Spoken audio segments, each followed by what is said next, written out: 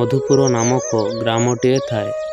ସେହି ଗାଁରେ ବହୁତ ପରିଶ୍ରମୀ ରାମ ନାମକ କୃଷକଟିଏ ରହୁଥାଏ।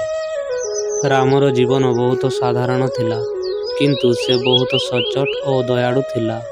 ତା ପାଖରେ ବହୁତ କମ୍ ଚାଷ ଜମି ଥିଲା, ଯେଉଁଠାରେ ତା ପରିଶ୍ରମ ଦ୍ୱାରା ଫସଲ ଉତ୍ପାଦନ କରୁଥିଲା। ତାର ସଚ୍ଚୋଟ ଓ ସରଳ ଆଚରଣ ଦ୍ୱାରା ପୁରା ଗାଁରେ ତାର ବହୁତ ସମ୍ମାନ ଥିଲା। ରାମର ପରିବାର କହିଲେ ତାର ସ୍ତ୍ରୀ ରାଧା ଆଉ ଦୁଇଟି ଛୋଟ ପିଲା ବିକାଶ ଓ ଗେହ୍ଲି ଥିଲେ। ରାମ ସବୁଦିନ ସୂର୍ଯ୍ୟ ଉଦୟ ହେବା ଆଗରୁ ଉଠି ତା ଚାଷ ଜମିରେ ପରିଶ୍ରମ କରେ ଓ ସୂର୍ଯ୍ୟ ଅସ୍ତ ପର୍ଯ୍ୟନ୍ତ କାମ କରେ।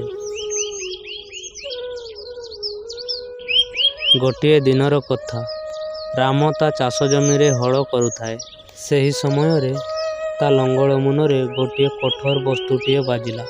ସେ ଭଲସେ ଦେଖିଲା ବେଳକୁ ଗୋଟିଏ ପୁରୁଣା କଳସଟିଏ ଦେଖାଗଲା। ଯେତେବେଳେ ପୁରୁଣା କଳସଟିକୁ ଖୋଲି ଦେଖିଲା, ସେ ଚମକି ଗଲା। କଳସଟି ସୁନାର ମୁଦ୍ରାରେ ଭରି ହୋଇ ରହିଥିଲା। ଏହା ଦେଖି ରାମର ହୃଦୟ ବହୁତ ଜୋରରେ ସ୍ପନ୍ଦିତ ହେଲା। ରାମ ଭାବିବାକୁ ଲାଗିଲା, ଏ ସୁନାର କଳସ ମୋ ଜୀବନକୁ ବଦଳାଇ ଦେଇପାରେ।